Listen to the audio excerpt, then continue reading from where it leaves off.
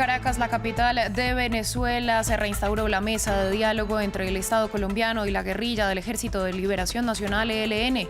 Las negociaciones cuentan con el respaldo de países garantes como Noruega, Cuba y el apoyo de la Iglesia Católica y la ONU.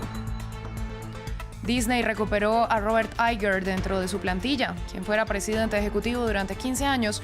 Ahora fue nombrado consejero delegado con efecto inmediato. Al cierre del viernes, las acciones de la compañía habían caído alrededor de un 40% en lo que va del año y solo en un día subieron alrededor del 10%.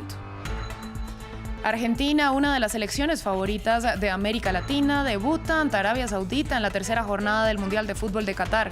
Hay una fuerte presión sobre el astro Lionel Messi, a quien solo le falta una Copa del Mundo en su palmarés.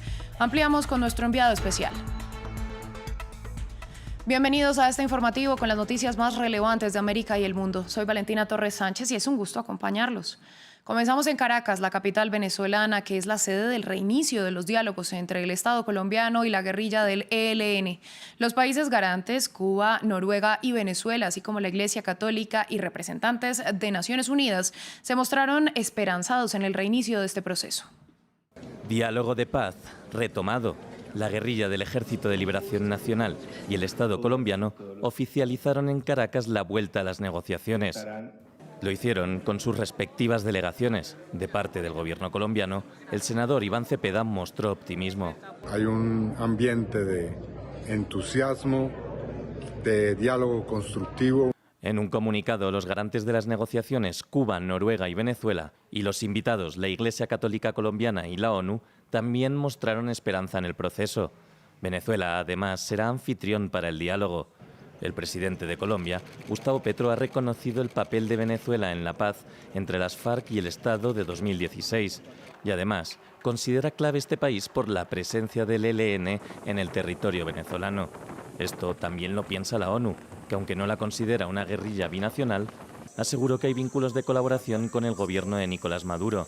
Este lo niega, también el ELN. De hecho, esta misión no ha podido entrar en Venezuela ni tampoco entrevistar a miembros de la guerrilla.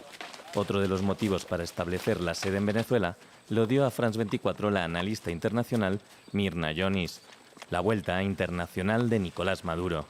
La entrada de Gustavo Petro, pero también lo que va a ser el futuro ascenso de Ignacio Lula da Silva en el mes de enero, pueden dar un impulso a esa aparición regional. Venezuela ya ha sido clave anteriormente para la paz en Colombia. Además de acompañar en 2016 el proceso con las FARC, antes, a principios de la década de 2000, contó con el apoyo y mediación de Hugo Chávez con la extinta guerrilla. Y en 1990, el presidente Carlos Andrés Pérez apoyó la desmovilización de la guerrilla colombiana del M-19. Una avioneta cayó este lunes en una zona residencial de la ciudad colombiana de Medellín. El accidente dejó a los 8 ocupantes muertos. El avión se estrelló poco después de despegar del aeropuerto Olaya Herrera de Medellín con 6 pasajeros y 2 tripulantes. Tenía como destino el municipio de Pizarro, en el departamento del Chocó. El alcalde de Medellín, Daniel Quintero, ofreció algunos detalles sobre los hechos. Este avión, al momento del despegue, muestra una falla en un motor. El piloto lamentablemente no alcanza a mantener el avión en vuelo. Colisiona en este sector que es el de Belén Rosales. Como he dicho, se trata de 8 personas. Lamentablemente todos han sido ya, digamos, 8 cuerpos han sido identificados en el lugar. En otras noticias, Disney anunció el regreso de Bob Iger al frente de la compañía, una llamada a la experiencia para hacer frente a los malos resultados económicos de la empresa. Iger fue director ejecutivo de Disney durante 15 años y se retiró a finales de 2021.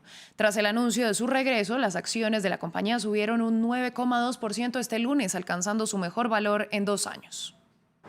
El anuncio llegó por sorpresa a la sede de California. Bob Iger regresa a Walt Disney Company como director ejecutivo menos de un año después de haberse retirado. Quien fue responsable de las adquisiciones de Pixar, Marvel o 21st Century Fox, vuelve a petición de los dirigentes del grupo que confían en él para revertir la mala tendencia económica de la compañía. La Junta concluyó que dado que Disney entra en un periodo cada vez más complejo de transformación de la industria, Bob Iger cuenta con una situación única para dirigir la compañía en este periodo crucial.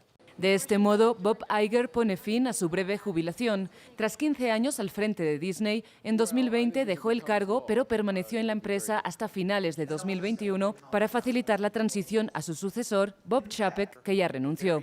Durante su corta dirección, Chapek se enfrentó al cierre de los parques debido a la pandemia, a las críticas por tardar en defender los derechos LGBTIQ+ en Florida y sobre todo a los malos resultados económicos. Bob Iger rehereda ahora una situación difícil. Las acciones de Disney cayeron un 40% en lo que va de 2022, en parte por los malos resultados del servicio de streaming Disney+, que ya ha generado pérdidas de $1.500 millones en el último trimestre. A los 71 años de edad, Iger regresa por un periodo de 24 meses, tras el cual elegirá a su próximo sucesor. Vamos hasta Doha, la capital de Qatar, porque este martes se vive la primera jornada del Mundial con 4 encuentros. Uno de ellos es el debut de la selección argentina. La albiceleste, con Lionel Messi a la cabeza, tiene su primer encuentro frente a Arabia Saudita. Juan Pupiales, enviado especial de France 24, nos dio más detalles.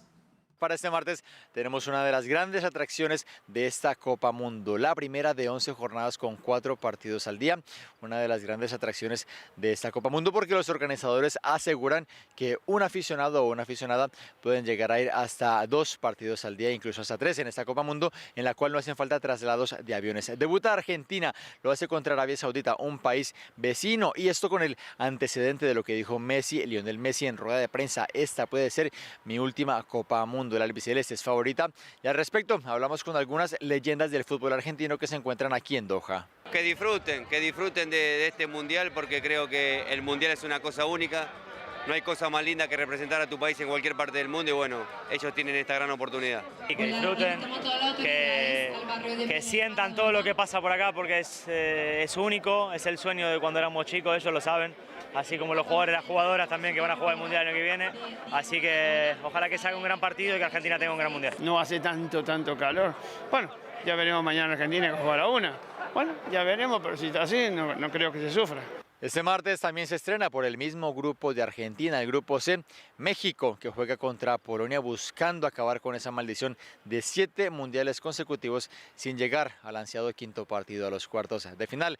Además, para cerrar la jornada de este martes, se pone a prueba el campeón. Francia debuta contra Australia para ver qué tanto le han afectado esa plaga de lesiones.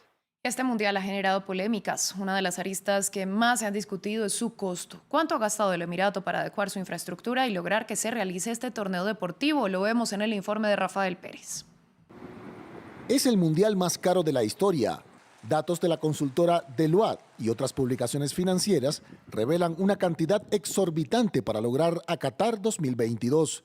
Al menos $220 mil millones desglosados en estadios e infraestructura necesaria para llevar a cabo el evento deportivo que más pasiones mueve en el mundo. Algo que llama la atención en este asunto son las ganancias. Tan solo $17 mil millones de entrada para un país pequeño, con casi 3 millones de habitantes, pero realmente rico en gas. ¿Cuál es entonces el rédito de realizar un evento tan caro? Quería abrirse al mundo exterior, por lo que asegurar la Copa del Mundo podría verse como el apogeo de esa ambición. Qatar 2022 es más costoso que su antecesor Rusia 2018, multiplicado por 20 y sobrepasando con creces el realizado en Brasil 2014. Hasta el momento la apertura no se observa en su totalidad. Aspectos de su cultura chocan con los estándares occidentales.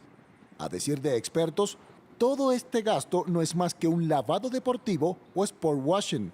2 palabras que se aplican a las naciones que cuentan con un cuestionado prontuario de violaciones a los derechos humanos o direcciones autocráticas y que utilizan su gran poder adquisitivo para posicionarse en el mundo con otra cara a través del deporte. Un ejemplo fundamental son los equipos europeos que pertenecen a las cabezas coronadas del Golfo.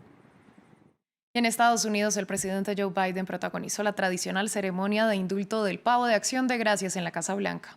Distintas fuentes citan el origen de esta tradición en la presidencia de Abraham Lincoln, al que su hijo le habría pedido que perdonara al animal para que no fuera sacrificado en la comida familiar. Este año, Biden indultó a los pavos Chocolate y Chip. Es todo por el momento, les agradecemos su sintonía.